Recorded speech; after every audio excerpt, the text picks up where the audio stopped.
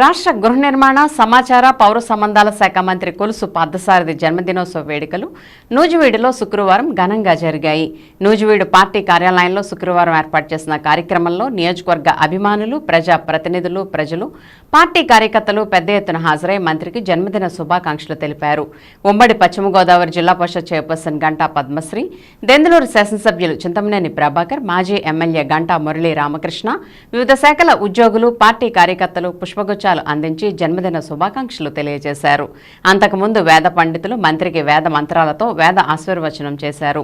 ఈ సందర్భంగా భారీ కేక్ ను కట్ చేసి ప్రజలకు పంచిపెట్టారు. నూజివీడు నియోజకవర్గ అభిమానులు భారీ గజమాలతో మంత్రి పార్థసారథిని సత్కరించారు.